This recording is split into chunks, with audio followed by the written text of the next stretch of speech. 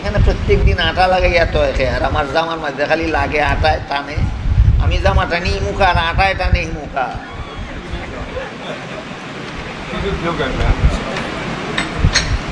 ওটা মুসুকা।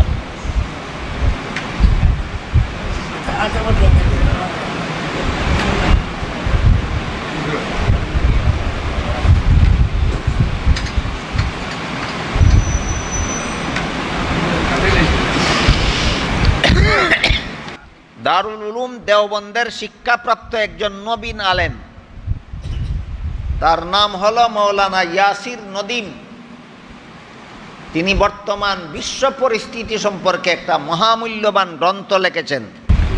মৌলানা ইয়াসির নদীম বর্তমান বিশ্ব পরিস্থিতি সম্পর্কে একটা মহামূল্যবান গ্রন্থ লিখেছেন, সেটার নাম গ্লোবালাইজেশন আওয়ার ইসলাম।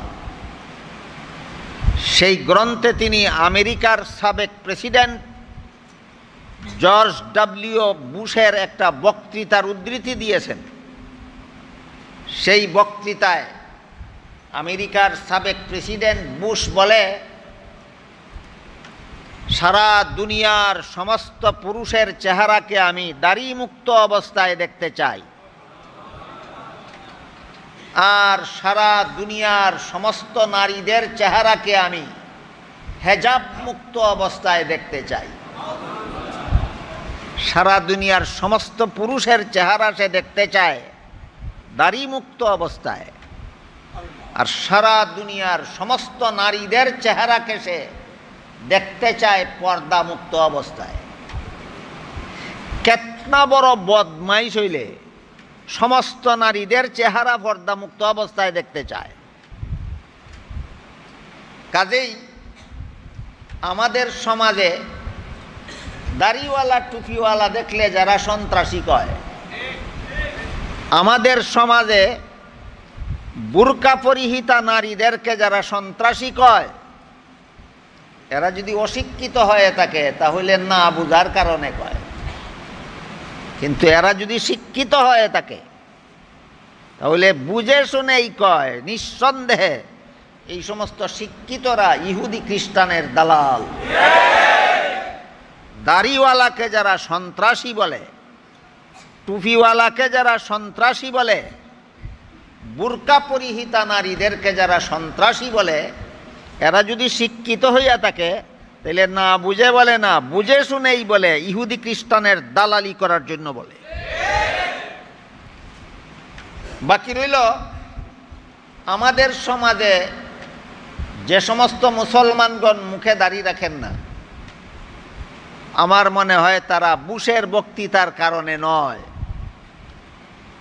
তাদের বুশের বক্তৃতার খবরও নাই। বুশ কি বক্তৃতা দিল কোথায়, এটা আমাদের দেশের সাধারণ মুসলমানের খবরও নাই। কাজে আমাদের সমাজের যে সমস্ত মুসলমান পুরুষেরা মুখে দাড়ি রাখেন না, তাদের ব্যাপারে আমার দুইটা সুধারণা আছে। কি বলেছি, কুধারণা না সুধারণা? দুইটা সুধারণা আছে। একটা সুধারণা হইল তারা দাড়ি রাখেন না বুশের বক্তৃতার কারণে নয়, তারা দাড়ি রাখেন না পরিবেশগত কারণে। যেই পরিবেশে বসবাস করে সেই পরিবেশের অন্যরা দাড়ি রাখে না, তাদের দেখা দেখি নিজেও দাড়ি রাখে না। যে স্কুলে পড়তে গেল সেই স্কুলের অন্য ছাত্ররা দাড়ি রাখে না, সেও দাড়ি রাখে না। যে কলেজে যে ভার্সিটিতে পড়তে গেল সেই কলেজ ভার্সিটির অন্যান্য ছাত্ররা দাড়ি রাখে না, দেখা দেখি সেও রাখে না। বুঝে থাকলে বলুন, আমাদের সমাজের যে সমস্ত স্কুল কলেজ ভার্সিটির ছাত্ররা দাড়ি রাখে না, বুশের বক্তৃতার কারণে না পরিবেশগত কারণে? এটা হইল তাদের প্রতি আমার একটা সুধারণা। আমি মনে করি এটা এরা বুশের বক্তৃতার কারণে নয়, এরা পরিবেশগত কারণে দাড়ি রাখে। আর একটা সুধারণা হইল এদের প্রতি, এদের ব্যাপারে আমার, স্কুলের ছাত্র হোক, কলেজের ছাত্র হোক, ভার্সিটির ছাত্র হোক, শিক্ষাজীবী হোক, শ্রমজীবী হোক, ব্যবসায়ী হোক, যারাই যে সমস্ত মুসলমানেরাই আমাদের সমাজে দাড়ি রাখে না, এদের অনুভূতিতে যেই দিন আসবে একটা কথা, যে দাড়ি না রাখাটা হইল বুশের পছন্দ। আর আল্লাহর রাসূল বলেন আফুল্লুহা, দাড়ি লম্বা করো, এটা রাসূলের পছন্দ। মুসলমানের মুখে দাড়ি লম্বা করবে, এটা মুহাম্মাদুর রাসূলুল্লাহর পছন্দ। দাড়ি না রাখা বুশের পছন্দ। কথা দুইটা পরিষ্কার। মুসলমানের মুখে দাড়ি লম্বা করা কার পছন্দ? নবীর পছন্দ। আর দাড়ি না রাখা বুশের পছন্দ। কাজেই যদি কিয়ামতের দিন বুশের সুপারিশে জান্নাতে যাওয়া যায়, তাইলে বুশের পছন্দ মতোই চেহারাটা সাজানো দরকার। আর যদি কিয়ামতের দিন বুশের সুপারিশে আমি জান্নাতে যাব দূরের কথা, বুশ তার যে মতবাদে আছে এই মতবাদ নিয়ে মরলে তো সে নিজেই জাহান্নামে যাবে। কাজেই সেই বিপদের দিন আমার জান্নাতে যাইতে হইলে মুহাম্মাদুর রাসূলুল্লাহর সুপারিশে যাইতে হবে। কাজেই মুহাম্মাদুর রাসূলুল্লাহর সুপারিশে যদি জান্নাতে যাইতে হয়, তাহলে মুহাম্মাদুর রাসূলুল্লাহর পছন্দ মতো আমার চেহারাটা সাজানো দরকার। এই অনুভূতি যেদিন তাদের অন্তরে জাগবে, এই দিন এই সমস্ত স্কুলের ছাত্ররাও দাড়ি রাখবে। এই অনুভূতি যেদিন কলেজ ভার্সিটির ছাত্রদের অন্তরে জাগবে, সেই দিন কলেজ ভার্সিটির ছাত্ররাও মুখে দাড়ি রাখবে। এই দুইটা সুধারণা আমার আছে যারা পরিবেশগত কারণে দাড়ি রাখে না। কিন্তু যে সমস্ত শিক্ষিতরা দাড়িওয়ালাকে সন্ত্রাসী বলে, যে সমস্ত শিক্ষিতরা টুপিওয়ালাকে সন্ত্রাসী বলে, যে সমস্ত শিক্ষিতরা বুরকা পরিহিতা নারীদেরকে সন্ত্রাসী বলে, এরা নিঃসন্দেহে বুশের দালাল। এই দালাল গোষ্ঠীটা চিহ্নিত হওয়া দরকার। সমস্ত মুসলমানের দৃষ্টিতে এই মুসলমানের ভিতরে, মুসলমান সমাজের ভিতরে যে সমস্ত মির্জাফর আছে, এই সমস্ত মির্জাফরদেরকে চিহ্নিত করে রাখা দরকার। এদের সকল শয়তানি চক্রান্ত সম্পর্কে আমাদের সতর্ক থাকা দরকার। কোনো জালেমের বিরুদ্ধে মজলুমের যদি লড়াই হয় ন্যায়সঙ্গতভাবে, এই লড়াইকেই ইসলামের পরিভাষায় জিহাদ বলা হয়। জালেমের বিরুদ্ধে মজলুমের ন্যায়সঙ্গত লড়াইকে ইসলামের ভাষায় জিহাদ বলা হয়। অতীতে আমি আপনাদেরকে বলেছি, ইসলামের জিহাদ বিধান কাউকে গায়ের জোরে মুসলমান বানাবার জন্য নয়। ইসলামের জিহাদ বিধান জালিমের জুলুম বন্ধ করার জন্য, সন্ত্রাসীদের সন্ত্রাস দমন করার জন্য। কিন্তু বর্তমান দুনিয়াতে যখন সন্ত্রাসীরা মাথাছাড়া দিয়ে উঠেছে, এরা যখন দেখল যে দুনিয়াতে সন্ত্রাস দমনের সফল কোনো ব্যবস্থা নাই, একমাত্র ইসলামের জিহাদ বিধান ছাড়া, এটা আমাদের সকলের মনে রাখার মতো একটা মূল্যবান কথা। দুনিয়াতে সন্ত্রাস দমনের সফল কোনো ব্যবস্থা নাই, একমাত্র ইসলামের জিহাদ বিধান ছাড়া। এই কথাটা যখন আধুনিক বিশ্বের সন্ত্রাসীরা বুঝতে পারল, তখন মানুষকে জিহাদ থেকে বারণ করে রাখার জন্য, নিজেদের সন্ত্রাসী কর্মকাণ্ড অবাধে চালু রাখার জন্য একটা ষড়যন্ত্রমূলক প্রচারণা ইসলামের জিহাদের বিরুদ্ধে শুরু করে দিল। তারা ইসলামের জিহাদকেই সন্ত্রাস নামে আখ্যায়িত করে দিল। বর্তমান বিশ্বের সন্ত্রাসীরা ইসলামের জিহাদকে বলে সন্ত্রাস। কেন? কারণ এই জিহাদকে সন্ত্রাস বলে যদি মানুষকে জিহাদ থেকে বারণ করে রাখা যায়, তবেই অবাধে সন্ত্রাসী কর্মকাণ্ড চালানো যায়। এটা সন্ত্রাসীদের একটা অপকৌশল। ইসলামের জেহাদ বিধানকে সন্ত্রাস নামে আখ্যায়িত করা, এটা আধুনিক বিশ্বের সন্ত্রাসীদের একটা অপকৌশল। এই অপকৌশলের শিকার হয়েছি আমরা অনেক মুসলমানেরা। বর্তমান সমাজের সাধারণ মুসলমান তো সাধারণ মুসলমান, অনেক বড় বড় শিক্ষিত মুসলমানেরা পর্যন্ত এই সন্ত্রাসীদের এই অপকৌশলমূলক প্রচারণার ফাঁদে পড়ে এরাও ইসলামের জেহাদকে সন্ত্রাস বলে। অথচ মুফাসসিরিনে কেরাম তাফসীরের কিতাবে লিখেছেন, সন্ত্রাসে আর জেহাদে সম্পর্ক কি? সন্ত্রাসে আর জেহাদের সম্পর্ক কি বুঝাতে গিয়ে মুফাসসিরিনে কেরাম একটা চমৎকার উদাহরণ দিয়েছেন। উদাহরণটা হলো, মানুষের শরীরে একটা দুরারোগ্য রোগ হয়, যার চিকিৎসা বড় কঠিন। রোগটার নাম ক্যান্সার। প্রাথমিক অবস্থায় যদি রোগ ধরা পড়ে, তাহলে শরীরের যে অঙ্গ ক্যান্সারে আক্রান্ত হয়, অপারেশনের মাধ্যমে সেই অঙ্গ কেটে ফেলে দিলে শরীরের বাকি অঙ্গ রক্ষা করা যায়। এই হইল ক্যান্সার রোগের সফল চিকিৎসা, অপারেশন। মুফাসসিরিনে কেরাম লেখেন, ঠিক তেমনিভাবে আল্লাহর দৃষ্টিতে দুনিয়ার সমস্ত মানুষের সমষ্টিগত সমাজটা একটা শরীরের মতো। আর সমাজে যারা সন্ত্রাসী কর্মকাণ্ড চালায়, এরা হলো সমাজ দেহের ক্যান্সারের মতো। আর ইসলামের জেহাদ বিধান হলো সেই ক্যান্সারের অপারেশন। আল্লাহর দৃষ্টিতে মানুষের সমাজটা একটা দেহের মতো। সমাজে যারা সন্ত্রাসী কর্মকাণ্ড চালায়, এরা হলো সমাজ দেহের ক্যান্সার।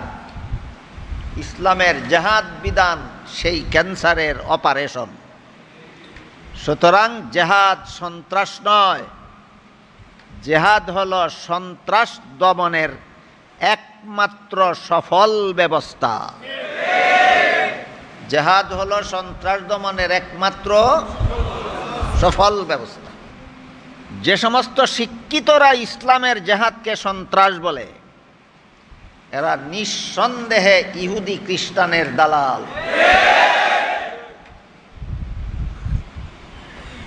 আর যে সমস্ত অশিক্ষিতরা এদের অপপ্রচারণার ফাঁদে পড়ে ইসলামের জেহাদকে সন্ত্রাস বলে, এদের বোঝা দরকার জেহাদ সন্ত্রাস নয়, সন্ত্রাস দমনের সফল ব্যবস্থা। কোনো অশিক্ষিত মুসলমান যদি ইসলামের জেহাদকে সন্ত্রাস বলে, আমি মনে করি বুঝে শুনে বলে না, চক্রান্তকারীদের অপপ্রচারণার ফাঁদে পড়ে ভুল বুঝার কারণে বলে। এদের ভুল বুঝাবুঝির নিরসনের জন্য বিষয়টা আমাদের আলোচনা হওয়া দরকার, যে ইসলামের জেহাদ বিধান সন্ত্রাস নয়, সন্ত্রাস দমনের সফল ব্যবস্থা। আর যে সমস্ত শিক্ষিত মুসলমানেরা ইসলামের জেহাদকে সন্ত্রাস বলে, এরা বুঝে না তা নয়, বুঝে শুনেই বলে বিষয়টা। এরা নিঃসন্দেহে ইহুদি খ্রিস্টানের দালাল। ইহুদি খ্রিস্টানেরা বর্তমান বিশ্বের টপ লেভেলের সন্ত্রাসী। আর তাদের সন্ত্রাসের শিকার বর্তমান বিশ্বের নিরীহ মুসলমানেরা। বর্তমান দুনিয়ার সমস্ত অসহায় নিরীহ মুসলমানেরা ইহুদি খ্রিস্টানের সন্ত্রাসের শিকার। এরা সন্ত্রাসকে চালিয়েছে সন্ত্রাস দমনের মাধ্যমে। এদের সন্ত্রাসী কর্মকাণ্ড যে দেশেই চালায়, সন্ত্রাস দমন করার নামে চালায়। এটা একটা জঘন্যতম অপকৌশল। এর দুই একটা উদাহরণ দেখুন। 2001 সালের 11 সেপ্টেম্বরে আমেরিকান এয়ারপোর্ট থেকে আমেরিকান প্যাসেঞ্জার নিয়ে আমেরিকান পাইলট আমেরিকান ফ্লাইট নিয়ে আকাশে উড়ল। সেই ফ্লাইট নিয়ে সংঘর্ষ বাধাইল আমেরিকান টুইন টাওয়ারে।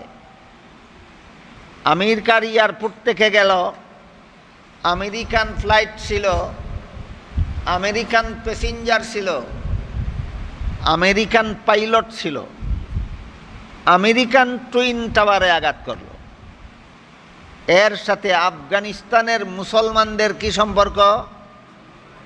কোনো সম্পর্ক নাই। কিন্তু আমেরিকানরা গায়ের জোরে এই টুইন টাওয়ার ধ্বংসের দায় দায়িত্ব আফগানি মুসলমানদের ঘাড়ে চাপাইয়া দিল। এই মিথ্যা অভিযোগের অজুহাতে আমেরিকানরা আফগানি মুসলমানদের উপর হামলা করে বসল, নাম দিল সন্ত্রাস দমনকারী। দেখেন কেমন সন্ত্রাস দমনের রূপরেখা। সন্ত্রাসী কর্মকাণ্ড ঘটাইল কে, আর কার উপর হামলা করল? সন্ত্রাস দমনের নামে।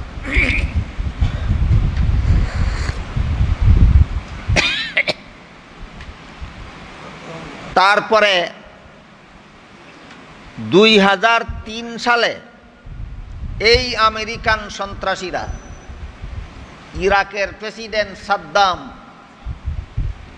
গণবিধ্বংসী অস্ত্র আবিষ্কার করেছে এই মিথ্যা অজুহাতে ইরাকের উপর হামলা করে বসে। শেষ পর্যন্ত ইরাকের প্রেসিডেন্ট সাদ্দামকে মুসলমানের ঈদুল আজহার রাত্রে ফাঁসি কাষ্ঠে ঝুলাইল। অপমানেরও একটা সীমানা থাকা দরকার। একজন মুসলমানকে ঈদের রাত্রে ফাঁসি দেওয়া এটা অপমানজনক আচরণ ছাড়া আর কিছু নয়। সাদ্দামকে ফাঁসি দিয়া ইরাকের গদিতে আমেরিকার পুতুল সরকার বসাইল।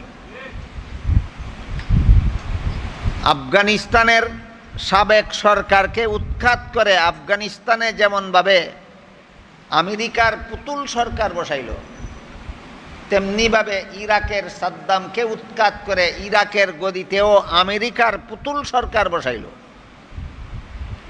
এখন আমেরিকার নির্দেশে ইরাক শাসিত হয়, আমেরিকার নির্দেশে আফগানিস্তান শাসিত হয়। তারপরও সেই নিষিদ্ধ অস্ত্র সাদ্দাম আবিষ্কার করেছিল বলে যে মিথ্যা অভিযোগ দেওয়া হয়েছিল তা আজও পর্যন্ত তারা প্রমাণ করতে পারেনি। সুতরাং মুসলমানদের উপর এই বিশ্ব সন্ত্রাসী ইহুদি খ্রিস্টানেরা হামলা চালিয়ে যাচ্ছে, সন্ত্রাসী হামলা। কিসের নামে?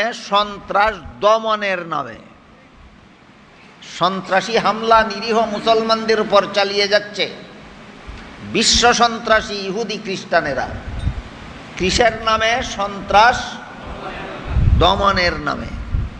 এটা সন্ত্রাসীদের একটা অপকৌশল।